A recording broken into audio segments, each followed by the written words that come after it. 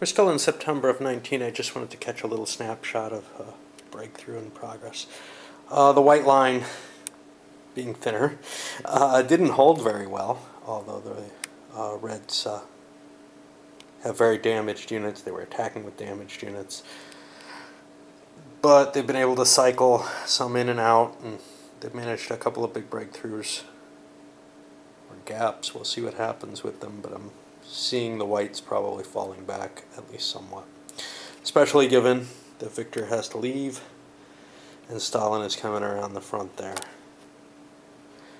Looks like the assault on the Reds failed at this point, at least the first year assault.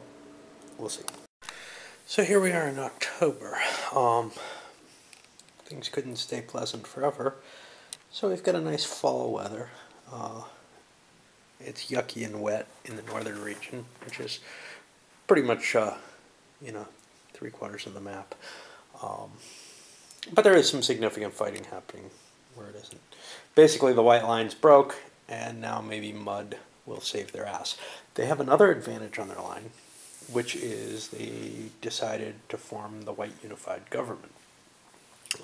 Because of the link-up, that means that as long as they stay close, they can share replacement points. Just the Siberians and the Southerners, but the Southerners are sitting on a hoard of points that they had special rules for up until now, but now they're going to go away. Now the Siberians have been having trouble getting rid of their points too, so we'll see if maybe the mud or whatever, or maybe a withdrawal is going to allow them to use those points, but there's a good chance they'll just get burned on both sides. Over in the Caspian Sea, let's always do the important stuff first. That isolated unit got attacked. A couple of allied units were destroyed in doing so, but they got rid of it. Now here's one of the interesting things. Over in Guryev, which is no longer in supply, and that's why that guy running up there is running up there. We just got a leader and another unit. Very good leader. Leaders generally are ways of dispersing supply.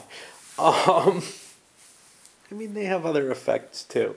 And he is going to help the situation down there, but I really do kind of question what the hell to do with him.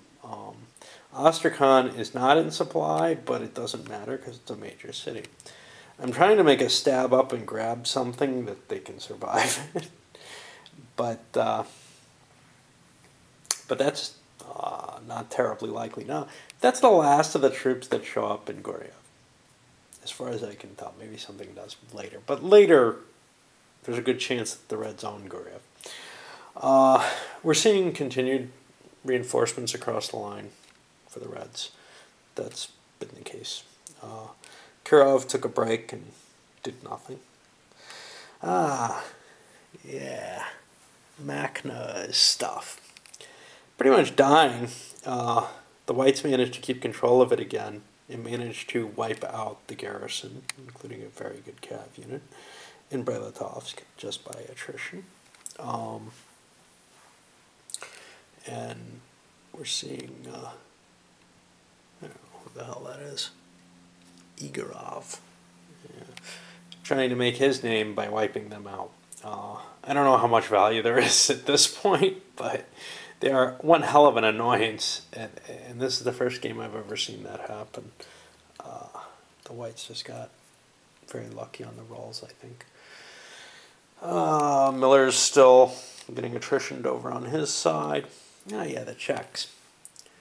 The Czechs are making to leave. They're not going to make it out on time, I think. I'm not sure. And Kolchak's trying to extend his border and get reserve units, etc., into place. The Siberians are very thinly stretched to hold this line, and the Southerners, their line is just in such disarray.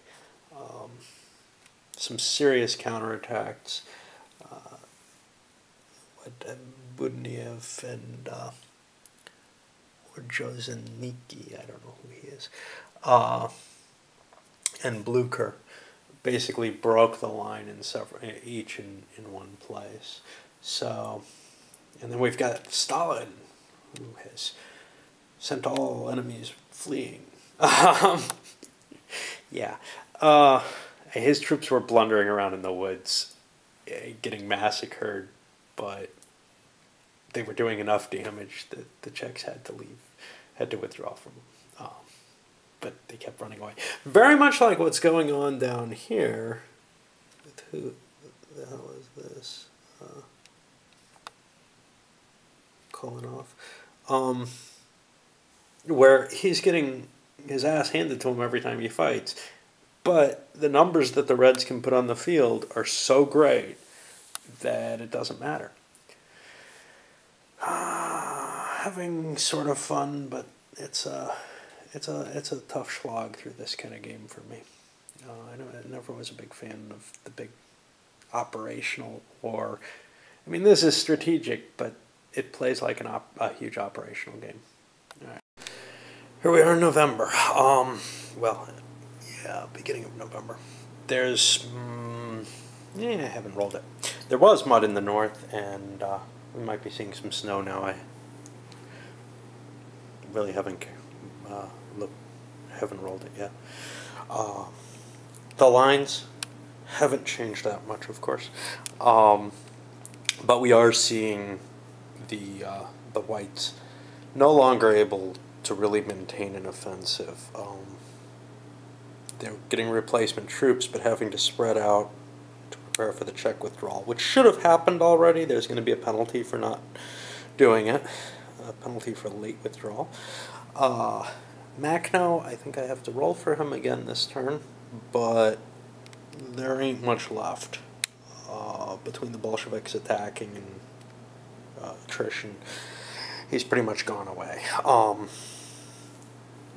Like I said, not much exciting happened. I mean, a little bit of bloodletting, but over here in the Caspian area is where the most excitement, I think, happened. The Allies made a quick landing into Guryev. They're in supply there. Whereas the Bolsheviks out here are not. And they're trying to take Zaretsyn. They will probably get it, and once they do, they have a river line connecting two value cities, so that becomes its own little semi-country. And they can start fighting out of there. For events, the only thing that happened of interest, random events-wise, is there was strikes and starvation again. That reduced the amount of points that the Bolsheviks will get in replacement points, as well as increasing the political status by one. Both the Southerners and the Siberians did not manage to spend their points. They set up almost all of the reinforcements for the next year, and we'll see a big horde of white units, signifying Wrangel's revitalization of the southern effort.